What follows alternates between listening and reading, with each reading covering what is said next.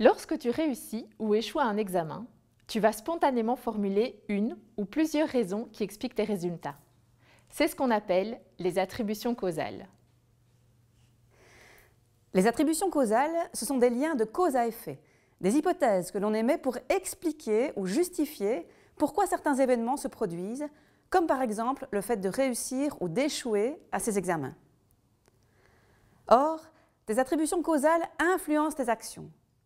Selon la manière dont tu expliques tes réussites ou tes échecs, tes hypothèses vont t'aider à avancer ou au contraire te freiner dans ta progression, voire te décourager. Concrètement, il a été démontré que les étudiants peuvent exprimer 4 types d'hypothèses pour expliquer leurs résultats. La difficulté de la tâche, la chance, le talent et l'effort stratégique.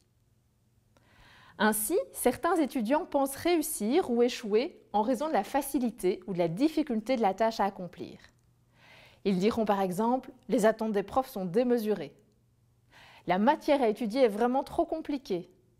Les questions posées aux examens sont beaucoup plus difficiles que ce que j'ai vu pendant l'année. Ou encore, j'ai réussi parce que l'examen était facile. De telles attributions causales, dites externes, ne nourrissent pas adéquatement la motivation de l'étudiant à se mettre au travail, car il n'envisage que des causes extérieures à lui sur lesquelles il n'a pas de prise.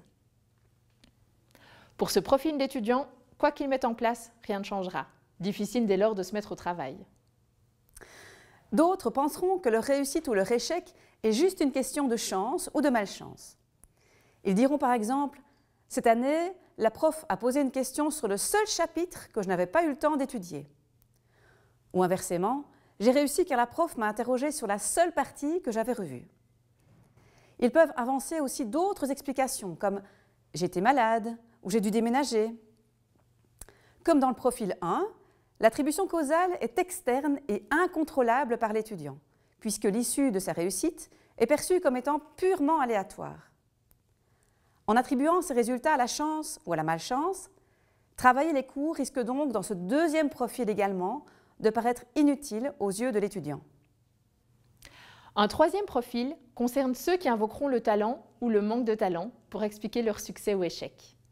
Ils diront alors « J'ai toujours été nul en français, donc lire une consigne à l'examen, c'est compliqué pour moi. » Ou encore « Quand je suis stressé, je perds mes moyens. » Ou « Les maths, c'est pas mon truc. » Bien que l'attribution causale soit cette fois-ci interne à l'étudiant, développer des convictions de ce type l'incitera à rester passif devant la tâche à accomplir, car le talent ou le manque de talent est généralement perçu comme une ressource innée que l'on peut difficilement faire évoluer. Enfin, certains expliqueront leurs résultats par les efforts et les stratégies qu'ils ont ou pas déployés. J'ai échoué car j'ai mal perçu ce que le prof attendait. Je me suis mal organisé pour mon blocus. J'ai manqué de vigilance sur tel ou tel point de matière. Ou encore, en cas de réussite, pour ce cours-là, je m'étais fait une super synthèse. Ou j'ai participé aux remédiations, cela m'a aidé pour les exercices. Il s'agit dans ce quatrième profil d'attributions causales contrôlables et modifiables. Ce sont les seuls qui permettent de mobiliser activement l'étudiant. Avec un tel état d'esprit, il est en effet persuadé qu'il peut influencer l'issue de son travail en modifiant ses stratégies et l'intensité de son investissement. Alors, tu te reconnais dans l'un de ces profils? Tu penses que cela pourrait constituer un obstacle à ta réussite? Voici quelques conseils pour travailler tes attributions causales, agir et avancer de manière constructive.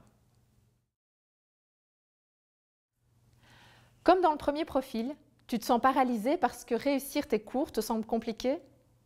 Sache qu'en effet, les études supérieures et universitaires en particulier répondent à des exigences spécifiques bien différentes de celles que tu as rencontrées dans le secondaire. La première chose est de vérifier que tu cernes bien ce qui est attendu. Tu peux trouver ces informations à plusieurs endroits, dans les engagements pédagogiques, dans des cours où les enseignants fournissent des informations sur les examens, ou encore dans les évaluations des années précédentes. Tu ne pourras pas changer ces nouvelles exigences, c'est plutôt sous l'angle de ton ajustement à celles-ci que tu dois voir les choses. Ajuster ta méthode de travail, ton organisation, vérifier ta maîtrise des prérequis, te questionner sur tes propres attentes et donc ton choix d'études, tes points forts et les aspects que tu pourrais améliorer. Voici quelques pistes d'action à reconsidérer. Pour toi, la réussite des études, c'est surtout de la chance ou de la malchance? Alors c'est vrai, tu pourrais être malade pendant ta session d'études ou être supervisé par un maître de stage ou un promoteur moins disponible. Mais tu as quand même un pouvoir d'action pour faire face à ces événements. Par exemple, en travaillant de manière régulière plutôt qu'en dernière minute, en prévoyant une marge de sécurité dans ton planning pour gérer les imprévus, en collaborant avec d'autres étudiants, en préparant tes entrevues avec les enseignants pour les rendre hautement efficaces si elles sont peu nombreuses. Autant de pistes pour ne pas laisser la malchance décider de ton sort.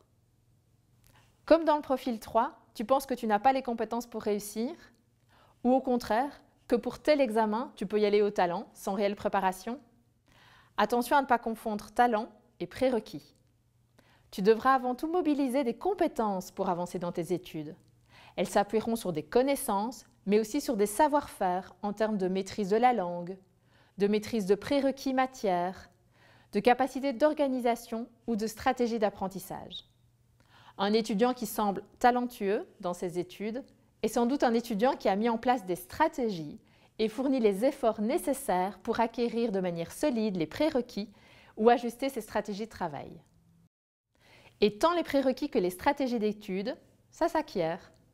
Bien sûr, si le fossé entre la matière considérée comme connue et tes propres connaissances te paraît trop grand pour pouvoir être comblé, si les stratégies à mettre en place te paraissent inaccessibles, te questionner sur ton projet d'études peut aussi t'aider à ajuster au mieux l'objet et le cadre de tes études aux ressources qui sont les tiennes. Tu es déjà persuadé que la réussite est liée aux efforts et stratégies mis en place, comme dans le profil 4? Alors, tu es dans une perspective qui favorise la mise au travail. Fais régulièrement un bilan objectif des raisons de tes succès et de tes difficultés.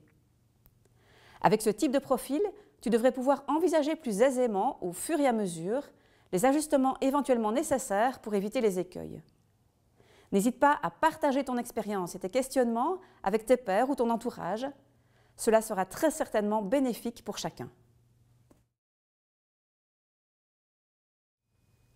Nous avons évoqué ici plusieurs actions possibles pour prendre ou reprendre en main ton parcours universitaire.